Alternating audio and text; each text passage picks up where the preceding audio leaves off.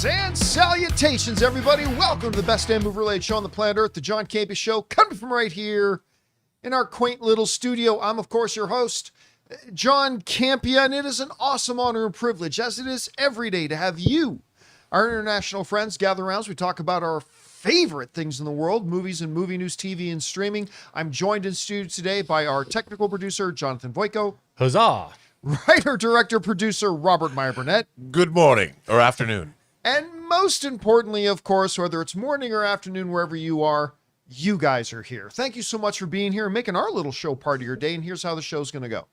We're going to start off by talking about a few predetermined topics we outlined up for you guys.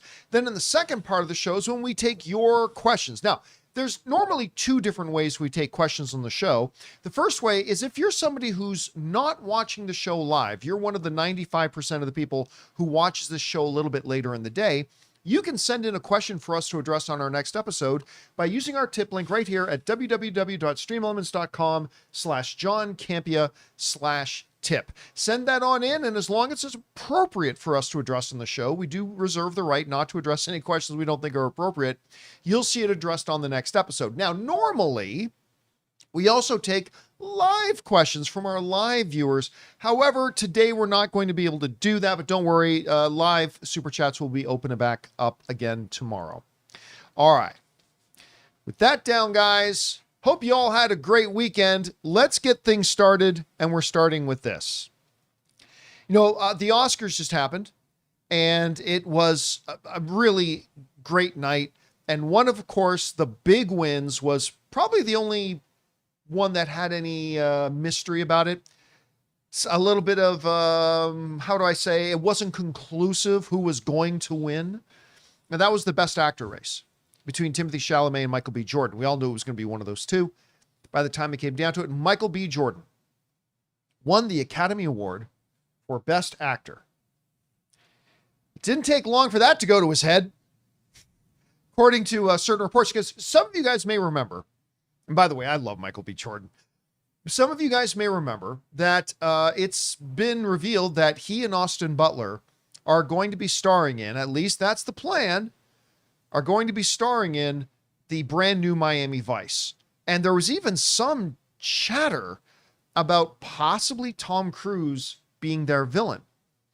Now, according to reports that are going around, Michael B. Jordan was signed up or had agreed to do the movie for $5 million. That's what he was going to get paid.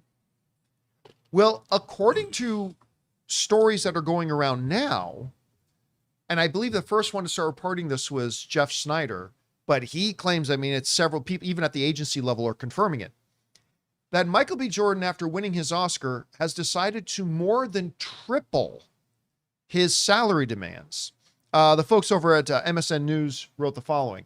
Fresh off his Oscars for Sinners, Michael B. Jordan has reportedly raised his asking price for Universal's Miami Vice reboot from $5 million to $18 million. The strategic post-Oscar negotiation advised by his WME team, that's his representation, is inflating the film's budget, especially with co-star Austin Butler's salary and rumors of Tom Cruise joining as the villain.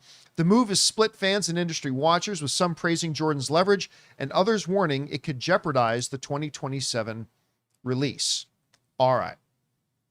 Now, aside from the fact that I am a card-carrying Michael B. Jordan lover, and Sinners was my favorite film of the year, I would have voted for Timothée Chalamet, but Michael B. Jordan was so good in Sinners, I have no issue with him winning at all. Super happy for him. But if you guys have watched my show for any period of time, you know that I do not believe anybody should make $20 million for 3 months of work whose, you know, the letters before their name starts with DR period, and they rush into emergency rooms to perform surgeries to help people with spinal problems walk again. I'm sorry. I just don't believe actors should make that much. Maybe this performance will make people walk again. Yeah, maybe. He's Michael B. Jordan is that good. You have to have faith, man. If anybody is, it's him. So this whole thing about then tripling his asking price. Now, it should be mentioned here that neither Michael B. Jordan nor his representation have come out and confirmed this, but it seems to be the word that's going around, and all the major trades are picking this up as well. to me, this I have to admit, this doesn't sit well with me. Because listen, and if you think winning an Oscar suddenly makes your value go up by triple, let's take a look at the last 5 actors to win the Oscar, and you tell me if their value has tripled. Adrian Brody, who I love. I love Adrian Brody, but should his salary have tripled? Has it? Has he shown that he has drawn in any more of an audience to anything he does? Cillian Murphy. He's great. He's more than great. He's incredible. But did the audiences who go and check out Murphy's stuff triple or more than triple since winning his Oscar? Brendan Fraser, who I love Brendan Fraser, won his Oscar for The Whale. Did that triple the box office of Rent a Family? I'm pretty sure it didn't. Will Smith. Well, there are other circumstances surrounding Will Smith. Anthony Hopkins before that, one of the greatest actors of all time. Did that triple the box office of his subsequent movies? Or even Joaquin Phoenix. Him winning the Oscar didn't seem to do Joker 2 Folie à Deux Yeux very much. Didn't triple the box office of that. And again, listen, this is a business, Rob. You are worth whatever somebody is willing to pay you. Like you can say this Superman hat, which was a gift to me by one of our viewers at one of our movie meetups, by the way. You can say that hat's not worth $1 million. Guess what? If somebody's willing to give me $1 million, it's worth $1 million. And I do not hold it against any actor or anybody that if somebody's willing to pay you a certain amount of money, take it, right?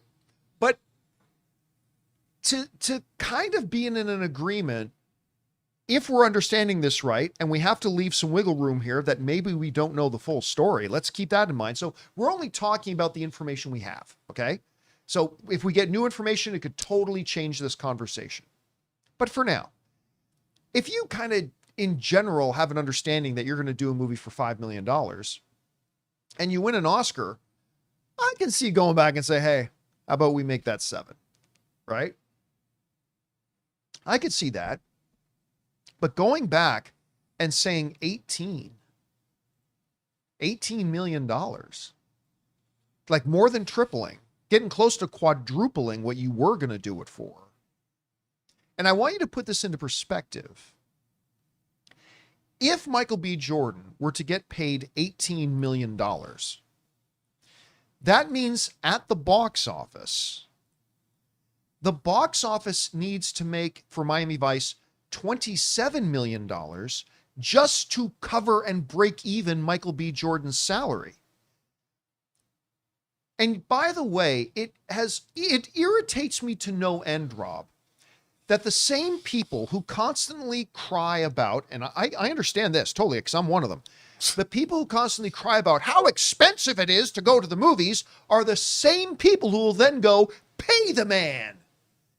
You don't get how movie prices going up are in many ways directly connected to the salaries that the stars make.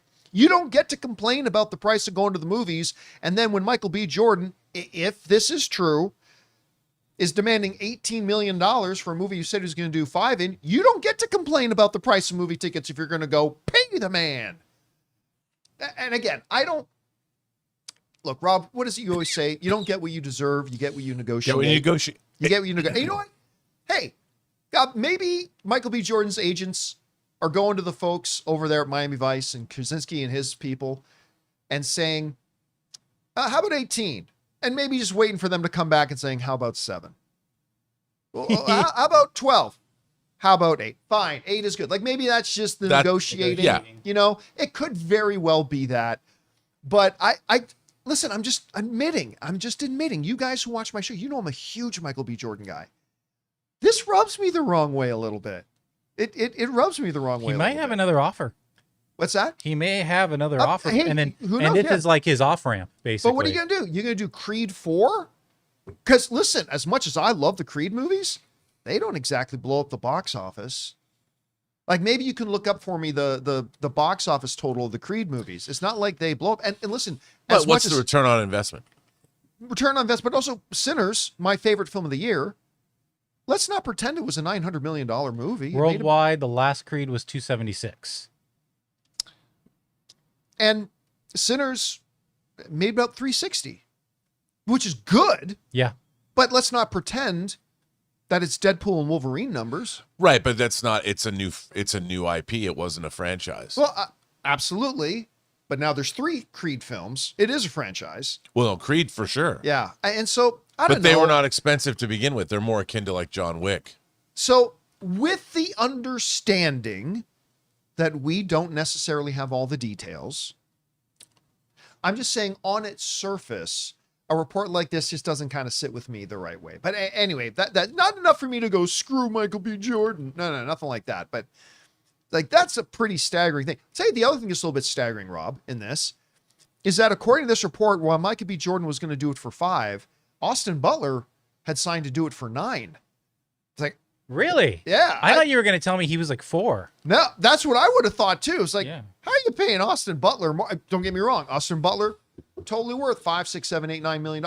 He was a best picture, or not a best picture. He was a best lead actor nominee at the Oscars. He's going to get more of those nominations. It was kind of weird that he was going to get 9 while Michael B. Jordan was going to get 5. But whatever. Rob, you see this story. What do you think about it? Well, I think, look, one, his management, William Morris, was obligated to do this.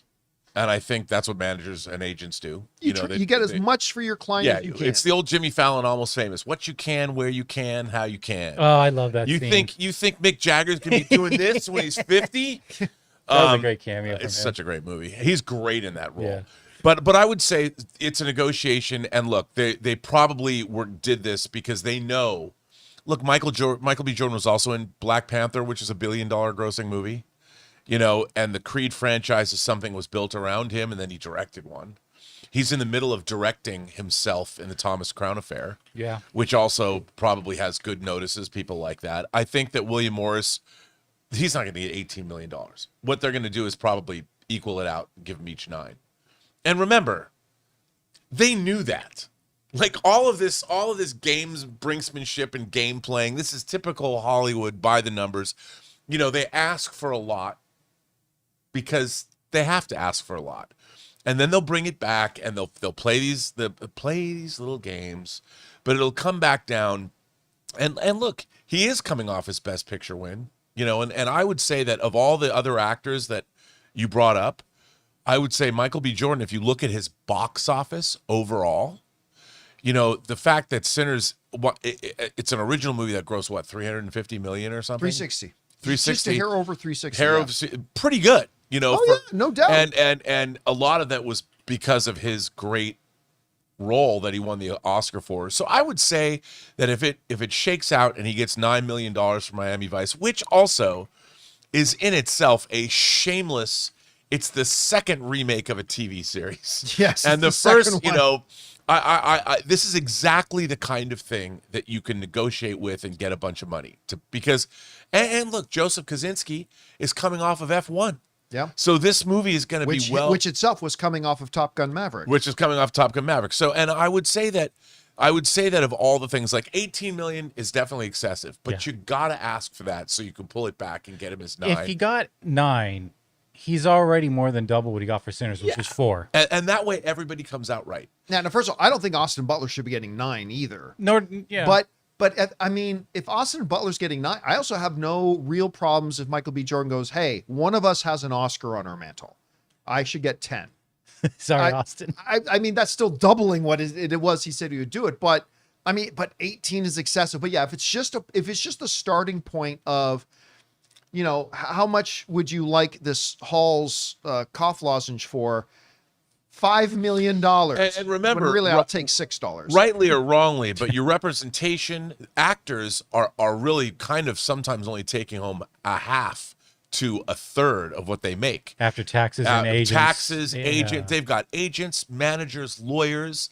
Everybody's taking a bite. PR people. Stylists. It's insane because you're a business. You are a business you're a unto business. yourself. So that's the kind of thing where, and Michael B. Jordan, I think it's a smart move on his agent's parts. Well, as long as it doesn't hold up the film or make the producers go, you want how much? Okay, we're going to go to option B or something like that. But I don't think so. I think that everybody, I think I would be, it wouldn't surprise me if Michael B. Jordan called Tom Cruise and said, hey, man, let me ask you something. Because Tom Cruise is the master negotiator, businessman. Yeah, but his stock has come down too. Yeah, well, it Yeah, has, so- but he's maneuvered through everything. Well, guys, question is for you. What do you think about this? Keep in mind, there may be a bunch of details here that we as the public are not privy to at this point. So always take that with a grain of salt.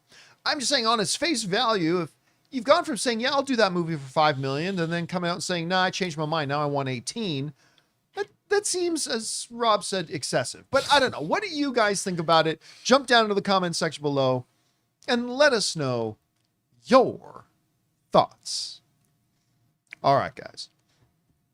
With that down, let's move on to this, shall we? I have no problems telling you that one of my, honestly, going back the last 10, 11, 12 years, one of my favorite films, not in the top 1, 2, or 3, but one of my favorite films is actually Moana. I love that movie, man. It's such a special movie.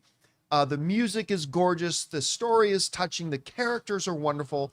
I love Moana. And like everybody else, I was a bit surprised when we found out that this early, they're doing a live action adaptation of it. Of course, got our first teaser a little while ago. Well, today, according to this story in Variety, the full Moana trailer revealed Dwayne Johnson's full look as Maui. And I think he actually looks pretty good. Yeah. I like the fact, listen, if you're going to do it live action, and The Rock did the voice, and he's kind of the perfect guy to play it, you go out and get him to do it. And the first full trailer came out. They gave us a look at a lot of the other characters. We got our first good look at Maui. We got Hey Hey. We got whatever the name of the pig is. We got the giant crab. We got the grandma, whose voice sounded amazing. And the girl they got to play Moana, she looks great. I think she's going to do a great job playing Moana. So the trailer comes out, and sometimes as movie fans, you just get spoiled. We just had a Dune 3 trailer and a Spider-Man Brand New Day trailer, which were amazing. And now I think we got the best one of the year so far with the Moana trailer. Now, again, just because a trailer's good doesn't mean the movie's going to be good, but this might be the best trailer I've seen. Well, never. The trailer's not actually that good. It's actually not that good. I'm excited for this movie. I really am. I because I love Moana, and I think doing it live action will give it its whole unique feel to that story, and I am looking forward to seeing it. But I think the word I'm going to use for this trailer was underwhelmed. Yeah, I did. I felt the same. Yeah, The teaser was better. What's that? The teaser was better. Well, because the teaser didn't show us as much. Uh-huh. Now, look, I understand. If you're going to do a live action of a movie where you have, a character like Hey Hey and a character like the pig and, a giant talking crab and all that kind of stuff interacting with live action environments, I understand that you have to suspend some disbelief a little bit because it's going to look a little bit out of sorts. It's going to. I know that. But it felt really out of place. Like it honestly felt like this was a direct to Disney Plus movie a little bit with the way the effects looked. And I got to talk about my boy, Dwayne "The Rock" Johnson, who you guys know I am an unabashed lifetime card carrying member of the Dwayne "The Rock" Johnson fan club. I love Dwayne. Felt out of place. He is Maui, and yet he just felt like, the scenes in the trailer that Dwayne "The Rock" Johnson is in felt like a Saturday Night Live sketch of them doing a live action Moana and Dwayne Johnson is playing the live action Maui. It felt like an SNL sketch a little bit. It just, everything else kind of flowed. Like the CGI one thing, but the girl, her grandma, the ocean, It felt like the guys doing the dances on the boats, that all flowed. But whenever Dwayne was on screen and talking, it was a bit jarring. And I don't know if that's a director thing. I don't know if that's a Dwayne thing. I don't know what it is. And now listen, just because I don't think this is a great trailer doesn't mean the movie won't be great. We've seen tons of great trailers to terrible movies. We've seen many, many terrible trailers to great movies. I'm still of the belief that this is going to be a fun, entertaining movie. But Rob, I just got to be honest. I was underwhelmed with the trailer myself. You had a chance to see it. What did you think of it? I was very mixed on this trailer. Like you, I mean, there's some imagery in it that I thought was really, really cool. Some of the landscapes, some of the imagery, the fantasy imagery, I thought looked pretty good. The Islanders on the boats, yeah, all looked that great. Yeah, all that stuff was really, really cool. This is going to seem, when you talked about Dwayne looking like Dwayne, as if I know him, The Rock, Mr. Johnson, looking like he was on a Saturday Night Live sketch. I totally get what you're saying, because, you know, in the Smashing Machine, he had prosthetics on. And it was a really cool transformation to see, because he did not look like himself. He looked like a different character. And he really legitimately did give a very good performance. He gave a great performance. Yeah. This movie, I'm just seeing The Rock wearing a wig. Yeah. If they and had, not a great wig. If they had given him more prosthetics like they did in the Smashing Machine that made him look more fantastical, Right. then I might have been, because as Maui, he's kind of short and stout, or he's not short, but he's he's more He-Man like. Yeah. And in this, and I liked his. He's thick, Rob. He's thick. He's thick is what he is. And I liked all the moving tattoos and all that stuff on his body. They look good, but he just looked like The Rock was cosplaying. And I wanted to see something different in his face, and I guess I don't know, maybe I'm just not, I think the target audience won't have a problem with it, but I think the movie does look ambitious and it does have great scope to it. But like you said, something felt just a little off. Yeah. Now, look, I have no doubt this is going to make a lot of money. It's going to make a lot of money. This movie's going to make, and I'll be there. I'm going to be there opening day. And I'm hoping that this is going to be one of those things where once you see it in context of the movie and you see how it plays out in its environment, I'm hoping at that point, The Rock's performance as Maui is going to totally fit in. But in a trailer environment, it kind of felt out of place. Here's something else too. The color palette of this movie looks animated. Like it's too blue. Might have been by design. But I would love to have seen this. If you're going to make this, I always go back to verisimilitude. If you're making something that comes out of a live action film, an animated film, and you translate it into live action, I think you want to feel that it's live action. Right. As opposed to feeling like an animated live action hybrid. Almost like a Who Framed Roger Rabbit. Like, Yeah. she's a human in an animated world. Yeah, hey, I'm not bad. I guess Cool World would have been a better example. Cool, but that movie's not good though. No. But I just thought the environments, it just looks too, it looks too unreal. Yeah. And I wanted a little bit more reality, even though there's a great shot where they're clearly standing on a beach looking out at the ocean, but it's very blue. It's a very animated looking thing. And I would like to have seen more, because the sea is so beautiful, that make it look like the real sea. I don't know. All right, guys. Question is for you. What do you think about this new Moana trailer? Listen, I'm not going to lie. I'm excited to see the movie, and I'm still very much looking forward to it. But I'm also not going to lie. I didn't think the trailer was great. Anyway, whatever you guys think about it, jump down to the comment section below and let us know your thoughts. All right, guys. With that down, we thought we would start this week off with a little game of overreaction. We jumped onto our YouTube channel a little bit earlier, and we asked you guys to submit your hot takes and submit them to us for us to adjudicate whether your hot take is an overreaction or not. Jonathan's got a few picked out. So Jonathan, what we got up here first? All right, first up, Rob, is this an overreaction from Sam Mellemstrand? Says Ryan Gosling will get nominated for an Oscar for his performance in Project Hail Mary this year. Well, it's hard to tell. It's only March. But I would say it's not an overreaction, judging from the response the film has received almost universally across the board. So that he gets nominated would not surprise me. But it's hard when you have a lot of great performances coming down the pike this year. Yeah, we are so early in the year. I don't think it's an overreaction to think he'll get a nomination. No. I don't think he's going to win. But he gives an incredible performance, but there's only so much there for him to do. But I wouldn't be surprised if we get to the end of the year and he doesn't get nominated, not because he wasn't great, but because, like you said, Rob, we've got a whole year of performances still to come, and a lot of them we're really very much looking forward to. But it's so good that I also wouldn't be surprised at all if he got a nomination. Right. So I'm going to say it's not an overreaction. I would have said overreaction if they said he wins. Right. But getting nominated, I'll say not an overreaction.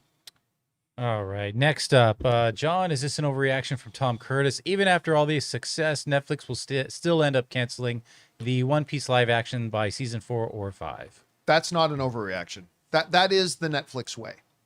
The fact, I think its success will have it actually exceed its 3-season thing. Normally with Netflix shows, they don't get past season 3. Things like Stranger Things are very, very rare. They're the 1%ers of Netflix shows that get the number of seasons that they get. But you guys have to remember what makes streaming tick. The only thing streamers care about is what programming gets new subscribers. And once a show has been on its service for 2 or 3 years, the streamers basically just think, okay, we've pretty much gotten all the new subscribers. Everybody who wants to watch this show is watching it. It's not like traditional cable where just getting the eyeballs on it generated money. It's a subscription thing. So they're going to not want to spend the money on it because, Rob, you know that every season, it means it gets more and more expensive. Actors want higher salaries every single season. The rights get more expensive.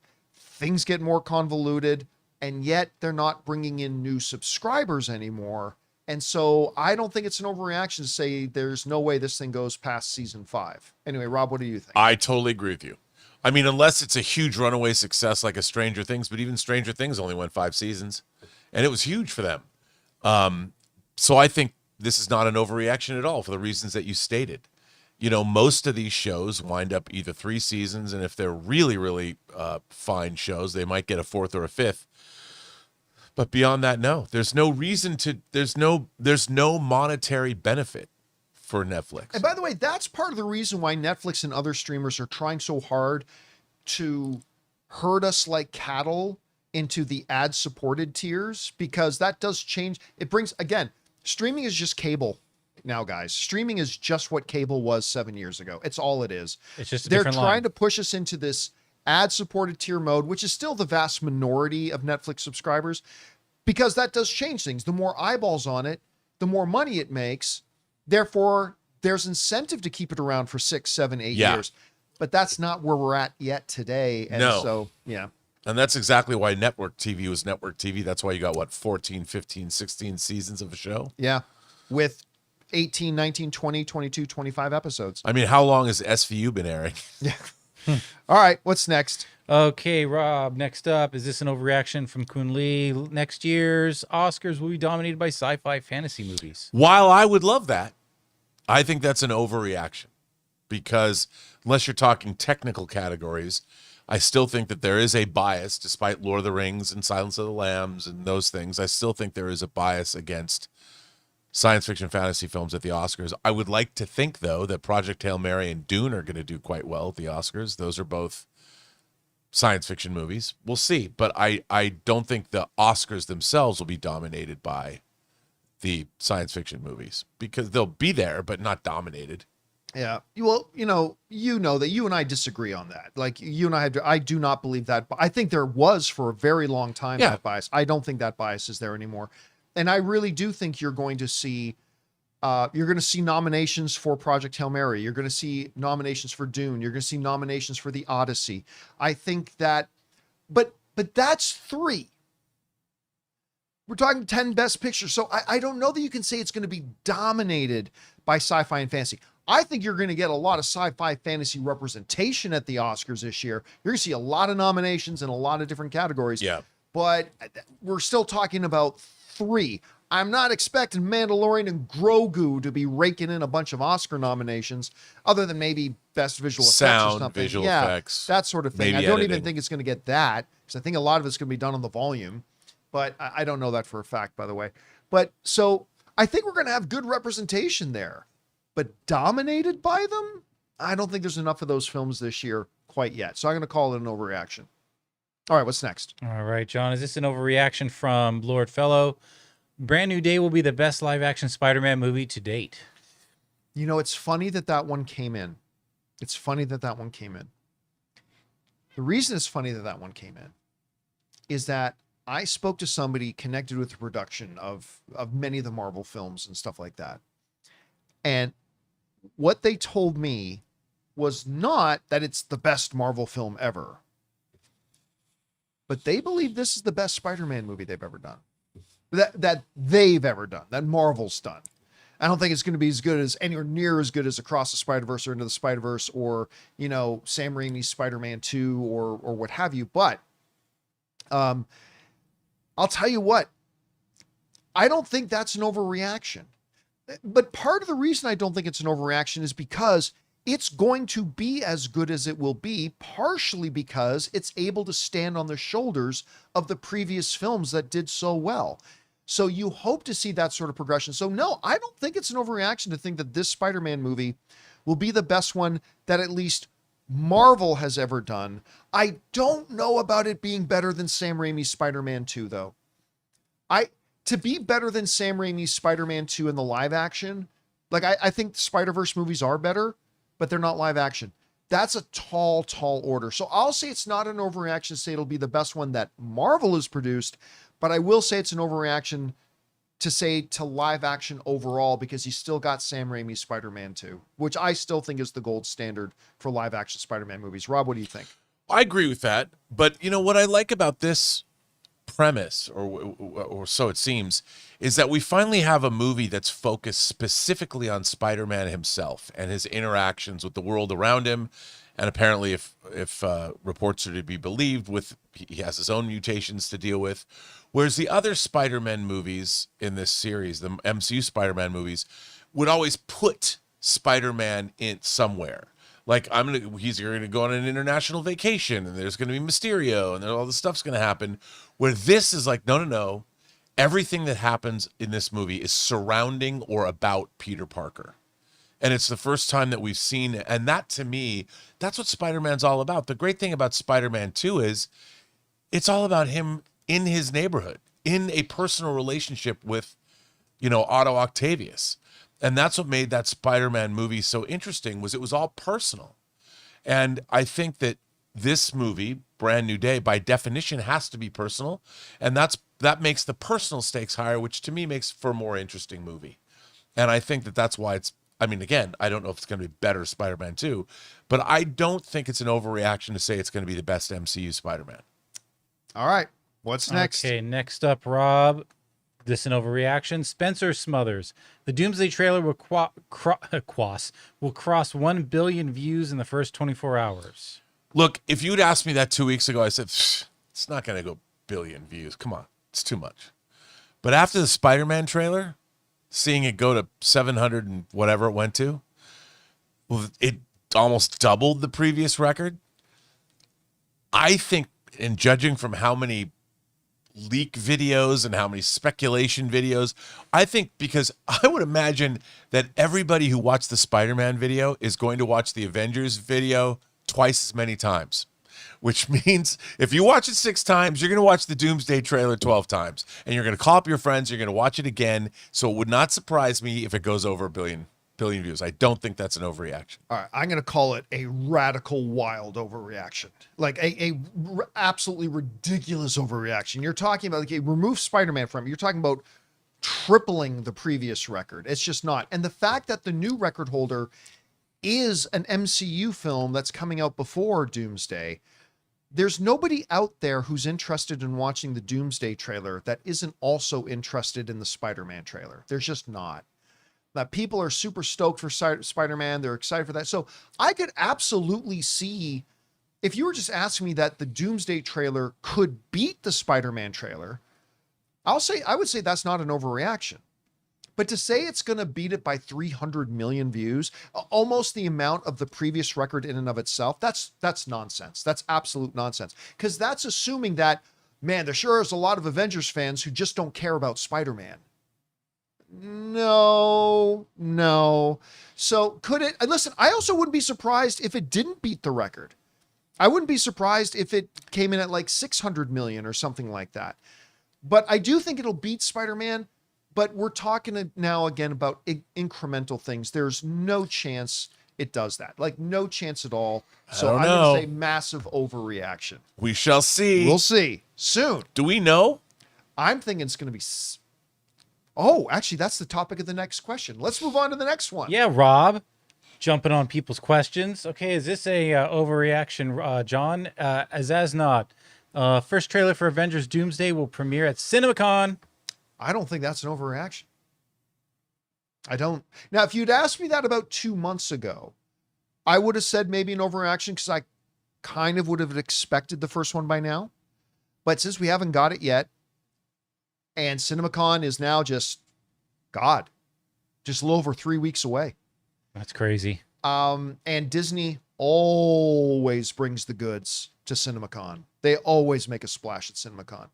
Now, do I know that they're going to give us a Doomsday trailer at CinemaCon? I do not. I'm just guessing as a fan, but I don't think it's an overreaction at all to think we're going to get a Doomsday trailer at CinemaCon. So I'm going to say not an overreaction. Rob, what about you? Oh, me too. Not an overreaction. As a matter of fact, it would not even surprise me if I was Disney and I was Warner Brothers right now. I would make the Doomsday thing a real thing, and like at the Disney panel, bring out the entire cast of Dune, and at the Warner Brothers panel, bring out the entire cast of Doomsday, and just do something like that. But no, it's not an overreaction because you already have the Spider-Man trailer, you got people excited, but what better way? I don't think Disney has ever had a movie that has one more writing on it or two that they spent more money on, and it wouldn't surprise me either if they bring out half the cast. Or they have Chair Watch 2, where they set up they in the literally theater. That would be hilarious. They set up all these chairs, and they have the camera. Instead of on the back where you see everybody's name, you just see the front, and you just see everybody come out, and they announce them one at a time. And Yes, as long as it was a new name every 15 seconds, not every 3 hours. By the way, I do want to address this. Chair Watch 2. I don't know if you can find it there. It's just a little bit up in there. Todd Nappernick in the live chat is saying CinemaCon is too niche of an audience. Tell me you don't understand CinemaCon without saying you don't understand CinemaCon. CinemaCon is not a niche audience. It is the movie studio's 1000% most important audience because it's all the movie theater owners from around the world. The people they need most to get excited about the film. Because these are the people that are going to promote those films in their theaters. This is where the studios go and give their best sales pitch to get as many screens, choice screens, best show times, best terms for their stuff. These are the people more than anybody else on the planet that the studios want to impress. Now, does this guarantee that they're going to drop it at CinemaCon? No, but what cave do you live in? If they drop it at CinemaCon, it's then going to go online 5 minutes later. Because the John Campea Show is reporting it. Yeah, well, I like it, but I mean, it's like what world do you think we live in now? It's not like they're going to show it at CinemaCon and then never show it to anybody else. No, they're going to drop it at CinemaCon. They do this every year. They drop massive trailers at CinemaCon, and then they immediately 5 minutes, an hour later, whatever, then they put them up online. CinemaCon is not a niche audience. It's the audience as far as getting marketing for you. It's the business audience. Yeah. It is a business. It's not, CinemaCon is not a fan convention. No, it's an industry It's convention. an industry event. So again, that does not guarantee they're going to do it, but every year Disney brings the goods. So let's just say I'll be surprised if they don't drop a Doomsday Chair Watch 2, trailer. baby. It's gonna I don't think we're going to get Chair Watch 2, but we'll see. All right. Is that it? That's it. All right, guys, and that will wrap up our little round of overreaction. Thank you to everybody for sending us your hot takes. Keep your eyes open on the YouTube channel for the next time we put out a call for submissions, and maybe you'll see your hot take on our next installment of Overreaction. All right, guys. With that down, we still got a couple things we got to talk about here, including there's some reports going around that the budget for the Supergirl movie is only $100 million. But is that believable? We'll talk about that. Also, Project Hail Mary did it. Delivered the biggest opening weekend of the year, shattering its initial box office projections. We're going to talk about that and a few things more. But before we do, we're going to take a second and thank a sponsor of today's episode, our friends at Pocket Hose. This episode is brought to you by Pocket Hose, the world's #1 expandable hose. Guys, I got to tell you, the brand new Pocket Hose Copperhead with Pocket Pivot is absolutely fantastic. First of all, if you've ever dealt with one of those old school hoses, you know exactly how annoying they are. They kink, they crease up at the spigot, and half the times it feels like you're fighting the hose more than actually watering anything. But the Pocket Hose Copperhead has this pocket pivot that swivels 360 degrees so you get full water flow and way more freedom to move around your home and yard with ease. And here's the part I really love. When you're done, it shrinks right back down to pocket size, which makes it ridiculously easy to carry, handle, and store. And after trying the Pocket Hose, I am never going back. I even now pack it with me and bring it in my camper van. It's that versatile and that good. Plus, it's backed with a 10-year warranty, which is awesome. So for a limited time, my listeners and viewers get a free pocket pivot and their 10-pattern sprayer with the purchase of any size of Copperhead hose. Just text Campea to 64,000. That's Campea to 64,000 for your 2 free gifts with purchase. Campea to 64,000. Message and data rates may apply. See terms for details.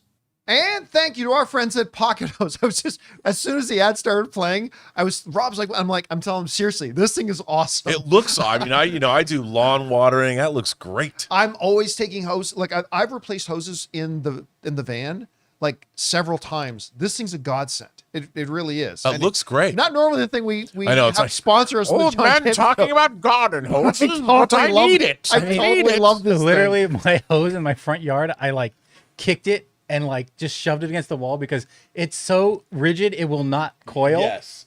And this sounds like we're being paid to talk about this, but it's happening. Well, technically we are being paid, but not for this part. Not this part. This part I is not. recoiled my Really hose good. this morning. It was a pain in the ass. And I'm looking at this going, I could use that. All right, guys. Anyway, with that down, let's move on to this, shall we? You know, if you guys look around your feeds and all that kind of stuff, you probably saw a lot of people writing about it on social media and some headlines saying, Supergirl's budget, $100 million. And that would be something, because that would be one of the lowest tentpole movie film budgets we've heard in a long time. And by the way, it's not really out of step with what we know about James Gunn and Peter Safran's DCU. As a matter of fact, from what we understand, the new Clayface movie coming out, it's got like, what, a 40 or 60 million dollar budget? They've kept that pretty low too, and all that kind of stuff. So I would not be shocked to find out that Supergirl, actually, as we see here in this article in Heroic Hollywood, Supergirl's report reveals shocking details about the DC Universe's movie budget. However, that's not exactly what's happening here, although it's not far off. We go down and see what they wrote. A new report reveals that the budget for Supergirl may not be as high as DC Universe's fans expect. In many ways, superhero franchises like the MCU and DC Universe have inflated the general audience's concept of budget. That's true. These are projects where $100 million seems outright frugal, and Superman was no exception. With Clayface set to be a lower budget film, fans expect that this trend to continue with Supergirl on and on. Then he writes, however, it seems as though DC Studios co-heads James Gunn and Peter Safran may be tightening their belts. A report from entertainment newsletter Puck, of course that's Matt Bellani's outlet, confirms that Supergirl's budget will be on the lower end of things. An exact number wasn't given, but given Clayface's report to have a $40 million budget, it's possible that the blockbuster is coming in below the 150 mark, although again, that exact number or even range wasn't confirmed in the article. All right, this is where this massive game online of broken telephone always seems to happen. So Puck reports it's going to be on the budget for Supergirl is going to be on the lower end. It never said $100 million. And what happened was a number of people whoa, it must be low. Well, it's lower than this. And then somebody says $100 million and it runs all over the place. Now, listen, keep this in mind. It could be $100 million. It could be. Doesn't say it's not. I doubt it, though. Like when you consider that Superman was just a tip north of 200 million, on the lower end of things could be 165 million, could be 150 million. What I do believe is that Puck is probably right, that it is going to be on the lower end. I don't think we're going to see $185 million budget for Supergirl by any stretch of the imagination. But I also don't think it's going to be as low as 100 million. I don't think I believe that report, especially by looking at the trailer. Like the trailer didn't look like a $100 million movie. I don't think it looked like a $200 million movie, but I don't think it looked like a $100 million movie to me. I do think the movie's going to be great. I'm really excited about it. I'm looking forward to seeing it a lot. But yeah, I think it's probably going to, listen, James Gunn, he comes from a background of making films for $30. He comes from a background of making movies by digging through his couch and seeing what kind of pocket change he can come up with. That's his background. Has he played in the giant blockbuster budgets? Obviously he has. But I think he's mentioned before that they are going to try to be fiscally responsible with the films they make. So I totally see Supergirl being like 150 million, maybe even a little bit less, but I don't think it'll be as low as $100 million. But Rob, in an era when we saw, it felt like every single movie coming out was getting more and more expensive. We went in just a couple of short years to hearing that a movie had a $200 million budget and dropping our sodas to like, oh yeah, every big blockbuster film is at least $200 million. It is at least nice seeing these budgets getting reined in a bit. Anyway, you saw these reports. What do you think? Where do you think the budget for this thing is going to come in? Do you think it could be as low as 100 million? What do you think? Well, it's got Jason Momoa and it's got Millie Alcott in it. And I hear Jason Momoa demanded $18 million. Yeah, I heard that too. But you got to get what you After can the when you success can. of How the you Wrecking can. Crew. I'm Yeah. telling you. But I think so. Your cast, your central actress doesn't. She's never proven herself in this way, so you don't have to pay her a bundle. This is a star-making role for her, and I think that there's ways of making great movies without having to break the bank. And like you pointed out, James Gunn certainly knows how to do that. He made Slither and he made Super. By the way, there's a new 4K version of Slither coming out with a great steelbook. Still my favorite James Gunn movie. And you can do this. I mean, $100 million isn't chump change. And, I don't know if some of this was shot where they shot Superman, like they were talking about building production facilities there, like in Ohio or wherever they shot it. And so they'd already started to build infrastructure, and there's ways to keep the budget down. And I think, by the way, that's probably a staple of what Peter Safran and James Gunn were expected to do, is keep the budgets. I mean, obviously Superman was there first, so it costs a lot of money. They were setting a lot of stuff up, and I think a lot of the infrastructure they built that was part of their budget was going to later be amortized across the costs of other movies. So it doesn't surprise me that this movie costs less. Did it cost $100 million? I don't know. In this day and age, That seems like a really low tough. number. I mean, having worked on Superman Returns and knowing it cost twice as much as that 10 or 20 years ago, it's like $100 million movie. But I wouldn't. If there's people that could do it, it would be Peter Safran and it would be James Gunn. I just don't necessarily believe that it was $100 million. Yeah. I do you agree with me when I say I'm saying 140 to 150 million? Yeah, that seems for a budget. That seems reasonable to me. Because you do that, and then you do like a $75 million budget. Now you're talking about a movie that needs to make in the $350 million range to break even. That seems reasonable to me for a movie like Supergirl. Anyway. Yeah. Or 100. I mean, even if 125 million, that, something along those lines. It really depends. All right, guys. Question is for you. What do you think about this? There are some reports going around like that are claiming that Supergirl was made for $100 million. It's not impossible, but I don't see that number, and it doesn't come from anything based in fact. But I do see it being a lower end of the scale for big tentpole films, maybe around the $150 million range. I don't know. Whatever you guys think about this, jump down into the comments section below and let us know your thoughts. All right, guys. With that down, let's move on to this. Amaze. You know, it was only a few months ago that the long-range box office tracking for Project Hail Mary was targeting a $40 to $44 million opening weekend for it. And to be honest with you, I didn't scoff at that. Like, as much as I've been excited for Project Hail Mary, I didn't really know if it'd be able to get the audience out because it, you know, the way it was advertised doesn't appeal to everybody. Not everybody's read the book. Obviously, everybody who read the book was going to be excited to see it. But I wondered if people would want to go out there. Well, then something changed. Amazon did those early fan screenings, and the word got out like a tidal wave. Everybody loved it. I'm sure there's some people out there that didn't, but generally speaking, everybody loved it.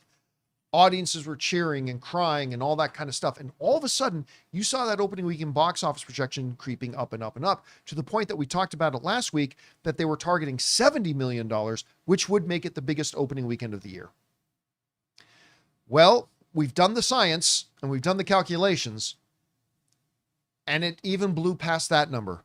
As reported in Variety, Ryan Gosling's Project Hail Mary scores the biggest debut of the year with $80.5 million, which is roughly about twice as much as what the long-range projections were saying. And it is a new record for an Amazon MGM film. They write the following. Ryan Gosling's sci-fi epic Project Hail Mary lived up to its name, collecting a stellar $80.5 million in its box office launch. And by the way, that does not count the early previews, the fan previews that Amazon did. This is the proper 3-day opening weekend number in its box office launch to deliver a much-needed theatrical win for Amazon MGM. This marks the studio's biggest opening ever, shattering the record set by 2023's Creed 3 with $58 million. It's also the largest debut of the year, above February's slasher sequel, Scream 7, that had a $63 million opening. Heading into the weekend, Project Hail Mary was projected to earn $65 million or more at the domestic box office. Excellent reviews and positive word of mouth helped to propel the initial ticket sales even higher. We are a quarter of a way through the year. So it's not a huge thing to say, this is the best film of the year so far.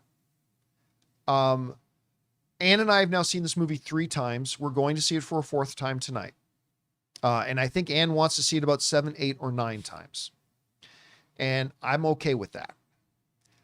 I love this movie so much. And you know what? It's one of those things where I have appreciated it more and more every time I've seen it. Every time I've seen it, my smile gets a little bigger. I get choked up just a little bit more. My heart glows just a tad bit more than it did the last time. I just adore this movie so freaking much. I love it so much. And seeing the audiences, Rob, I've now seen it with 3 different audiences. And this is one of the great things about the movie theaters, and why movie theaters will always be better than your shitty home theater. Yeah, and I include my own in that. It's not like he was talking to you. He wasn't. No, I include my own in that. Being in that room with hundreds of other people laughing and crying and gasping and cheering all together. It just creates this unbelievable community experience. And Project Hail Mary is a movie that feeds into that so beautifully and so wonderfully. And I've already talked to several people who have seen it multiple times and are planning on seeing it multiple more times.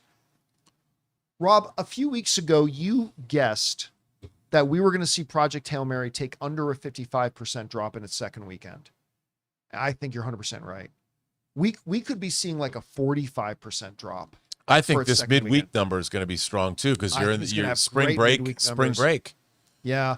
And the word is just getting out even more and more. And here's the interesting thing. As big of an $80 million opening weekend is, it's not a $170 million opening weekend. There's still a lot of people out there who have not seen Project Hail Mary. Yeah. And this type of word of mouth, it's the type of movie, Rob, that people see it and then they drag other friends to go see it, saying, no, you got to come see this with me. This is the first film of the year that is going to be nominated for Best Picture at the next Oscars that we've had. I don't know that it's going to win, but it's going to be nominated. And I got to tell you, Rob, if you'd asked me 4 months ago, do I think Project Hail Mary could open to 80 million? I would have said, I think that's probably a little overly optimistic. But here we are. I said last week it would do it. And I couldn't be happier for it. Rob, you saw these numbers, surprised, not surprised, and where do you see this? No, I wasn't surprised. You know, I said last week, you asked me, would it go up above 70 million, 79 million or something? I said, yeah, I think 80. And it actually surprised me a little bit. It didn't go higher because, you know, one of the things that I gauge, that I look at, and last week there were two things that I saw. Everybody reacting to Paul's war chant from the Dune 3 trailer. Oh, yeah. And how many people have made videos about that. And a lot of them are very funny and it's great. The other thing that I've seen a lot on social media, people reacting to this movie.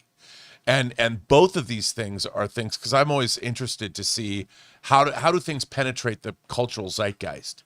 And a lot of people, both men and women, young and old, are well, mostly it's younger people because they're online.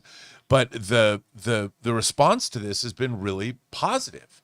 And I think people are really wanting to have this kind of experience in the movie theater. It makes, especially in this day and age where so much of the news is so depressing and it just seems like we're driving off a precipice of our own making. And it's nice to see something that like this, that's life affirming and, you know, ultimately at its core is about all the great things humanity is capable of. By the way, have you seen this ad yet? That's wrong. I was like, yeah, we saw the pocket hose ad. That's really, why did that come up? I'll say, I gotta get this. Maybe figured. refresh. That should not have come up at all.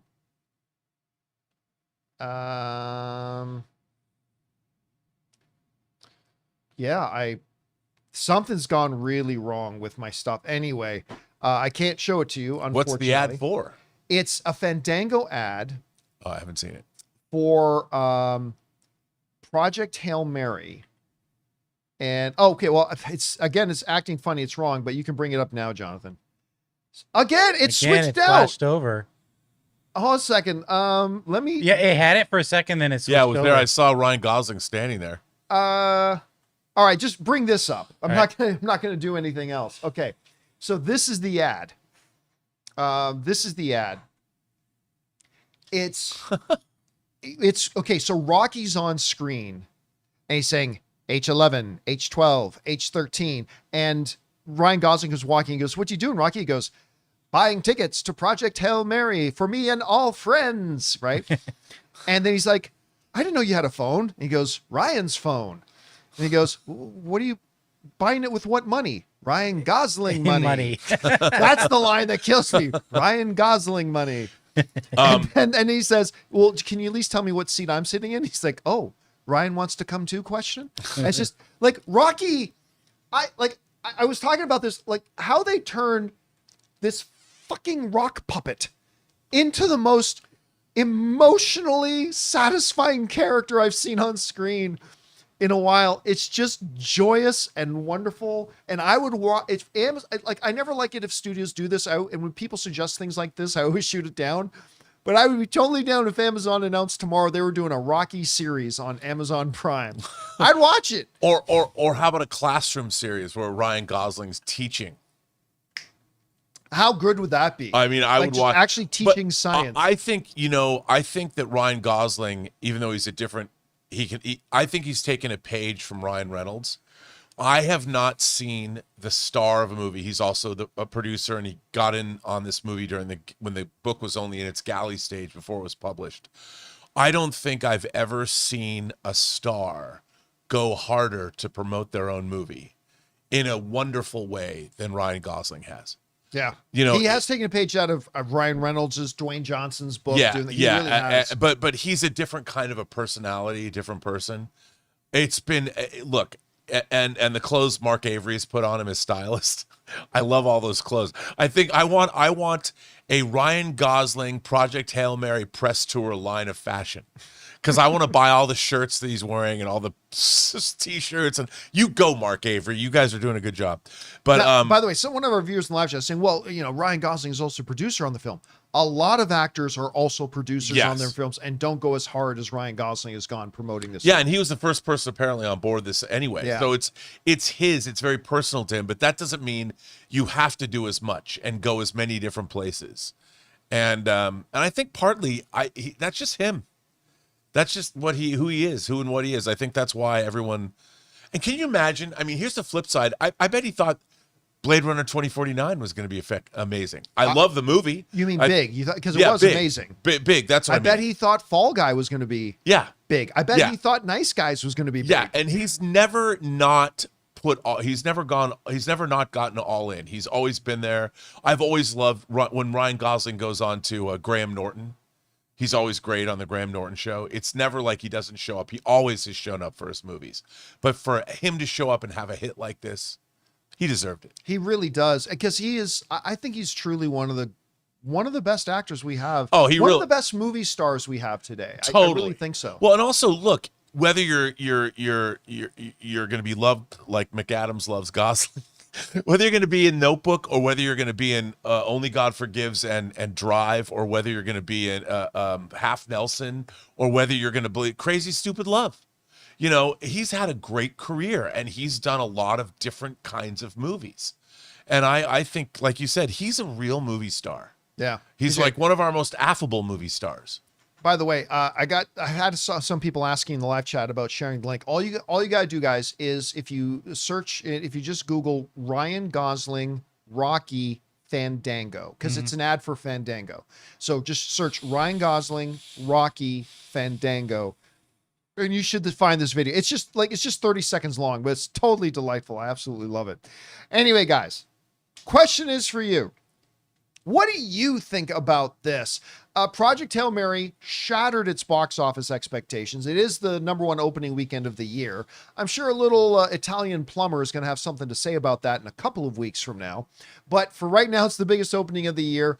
Whatever you guys think about that, jump down into the comment section below and let us know your thoughts.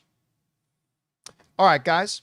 With that down, we're going to do two things. First, we're going to bid good afternoon to writer, director, producer Robert Meyer Burnett. Great job as always, my friend. We'll talk to you again tomorrow. All right, I'll be here. And the second thing we got to do here is go over and take the questions that you guys have sent in over the weekend to our tip link. So let's get over to that right now. Jonathan, what we got up first? All right. First up, we got Sun Tzu. If Nolan somehow got Brad Pitt to return in the Odyssey as Achilles in the underworld, that would be insane. But I got a feeling that cameo will be made by Chris Hemsworth. It would be cheap and gimmicky. And it would be distracting in its cheapness and its gimmickiness.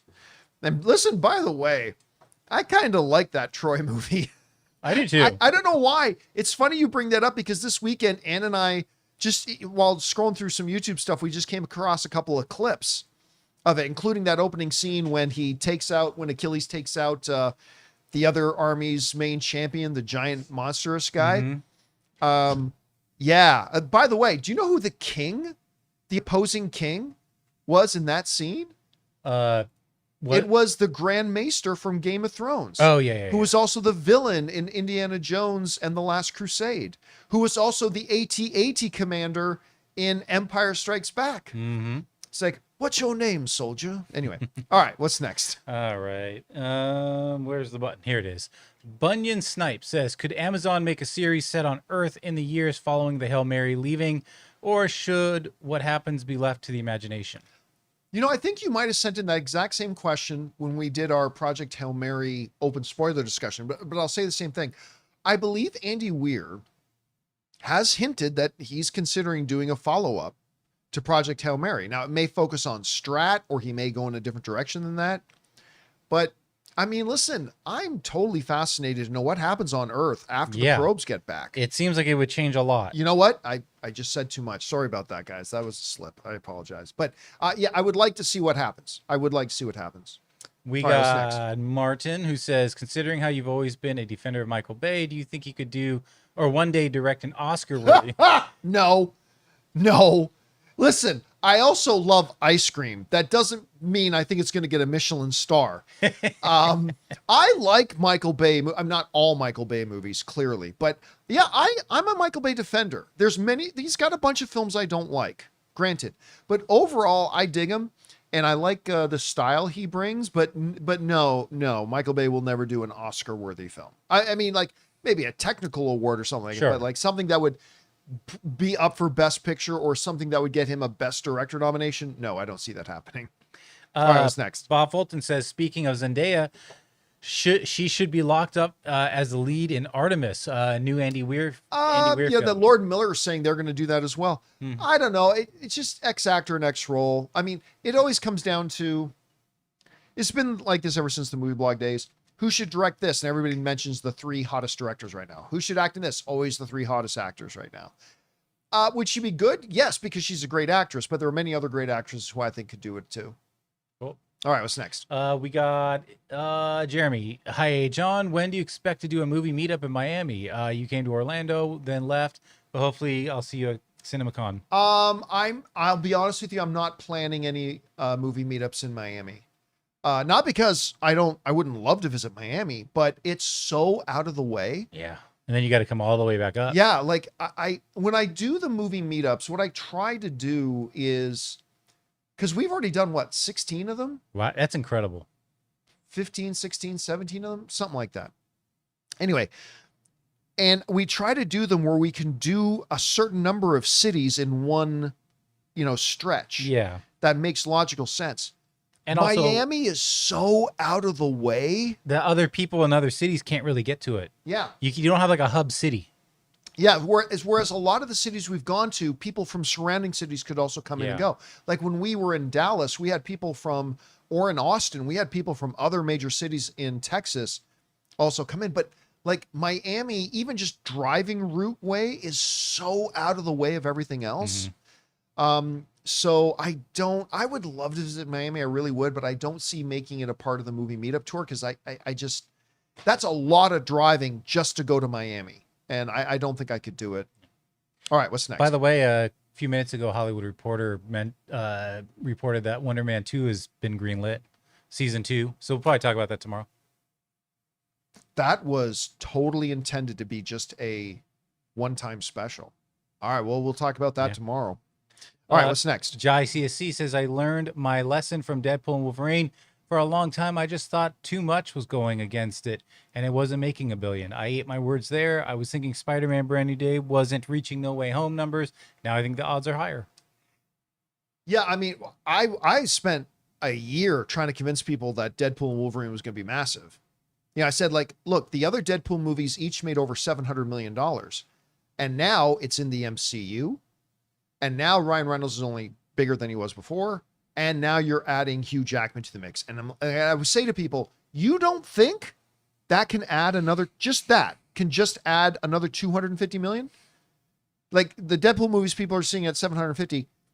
And you think now in the MCU and adding Hugh Jackman. Yeah. And you don't think that's going to add just 250 million more? Like that was that. I still don't know that Spider-Man Brand New Day is going to hit 2 billion.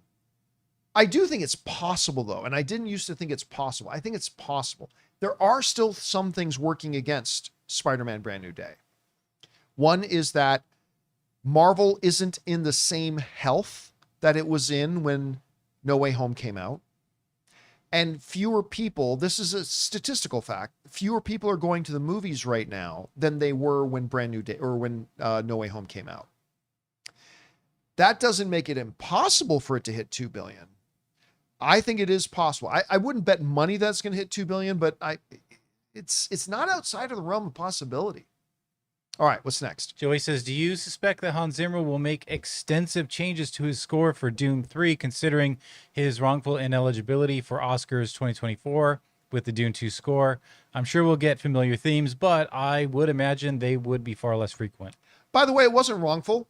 It wasn't wrongful at all. I didn't like it, but the rules are the rules, and the musicians branch of the Academy were simply adjudicating the rules. Now, that being said, no, Hans Zimmer is going to make the best score possible for Dune 3. And if that means staying very similar to the other themes, then that's what he's going to do. He's not going to lessen the score for Dune 3 just so he can chase an Oscar. I mean, he would love to get more Oscars on his mantle for sure, but I mean, his job is to make the best score possible. And if that means he's got to make the score in such a way that leaves him ineligible, then that's what he's going to do. So no, I don't think Hans Zimmer will sacrifice the movie just to chase his own personal goal. I don't think he's going to do that. All right, what's next? Alan says, hey, John, did you hear Amazon revealed they hired Oscar winner Nathan Crowley, who worked on Nolan films like Batman Begins and other Nolan films, as a production designer, and also snagged VFX designer and Emmy winner Moen Leo, who worked on Andor? For what? Like just a staff or like a specific it's not production? I'm assuming you mean a particular production. Yeah. But I have not heard whatever one that would be. Sorry. Then he goes on to say to work on the new Stargate TV show. Okay. I don't care. Listen, as somebody who really loved the original Richard Dean Anderson and the original movie, by the way. I love the movie. I really don't care about this new Stargate. I'm open to having it win me over. But like, I'll be honest with you, I wasn't a big fan of Atlantis, although that was the first place I discovered Jason Momoa. And what was the other one they did? Stargate Universe? I had some enthusiasm about that one, and I was kind of let down by it, to be honest with you. So I don't really care about the new Stargate. That being said, I'm open to giving it a shot when it comes out, but I'd be lying to you if I said I had any excitement about it right now. Hopefully when it comes out, it'll win me over and I'll get excited about it. But right now, I'll be honest with you, it's really not on my radar at the moment.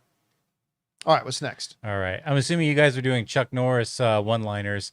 The Dildo the Glory says there's no chin underneath Chuck Norris's beard, just another fist. That's an old one, but that is one of the classics. That's one of the classic Chuck Norris ones. I sent you a text a little bit ago with a Chuck Norris meme on it. I sent it mid mid-show? Yeah. I mean, like, I don't remember you sending. Okay, well, now I gotta go look. Okay, I'll read this one and you look. All right. Captain Deadpool. Hey, John, in the last year or so, been reading Image Comics Ghost Machine imprint created by Jeff Johns. I'm sorry, I just saw the meme.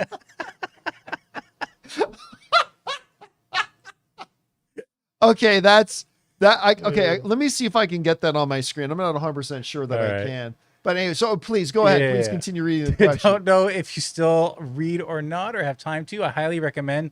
Fairly original, exciting stuff. Thanks and appreciate it. So, Image Comics Ghost Machine imprint. So now, when I was younger, back even beyond the movie blog days, I was like reading all the comics. What I generally do now is because I mean, listen, keeping up with comics became very, very difficult, and comics have gotten really expensive. So what I generally do now is about every 1 or 2 years, I find out, okay, what were the best stories in the last couple of years? And then I just go and buy those stories and I just read them generally in one sitting. But I've never really kept up with Image Comics, to be honest with you. I've mostly just been in the mainstream lane of DC and Marvel. Now, I have read some other stuff, but I haven't really kept up with stuff like Image. That's not a negative thing on Image, by the way. It's just I haven't kept up with that. So, no, I'm not familiar with that one, to be honest. Oh, here. I got it. Yeah, first look at Chuck Norris at his own funeral. That's great. That's great. I like that one a lot. That is a great one. All right. What's next? We got two more. We got Butler, who says, imagine an alternate universe. The Star Wars prequel trilogy comes out in 77 and the OG trilogy comes out in 99. The movies are exactly the same, just the date change. Is Star Wars still popular? Does OG trilogy even get banned? Well, it couldn't be the same because it was heavily relied on CGI. I mean, yeah, I mean that there's just too many variables in there to do that one. But I will say this, no, because the Star Wars prequels are bags of dog shit. They're absolute bags of dog shit. So no, Star Wars would not be popular today if those came out before the original trilogy. Then we got Tree Fitty. This is our final one. For a long time now, Ryan Gosling has been the king of amazing films that no one went to see. The Fall Guy, Nice Guys, Blade, Runner 2049. It's great to see him get his win. Project Hail Mary is just what the world needs right now. Rocky hate Mark. That's one of the greatest lines ever. Rocky hate. By the way, it turns out that line was ad-libbed. But anyway, you'll see the movie and you'll know what I'm talking about. But listen, Ryan Gosling has made a career out of being amazing in amazing films that not a lot of people go to see. First Man was really good. Oh, yeah, I forgot about that. What was it, Drive?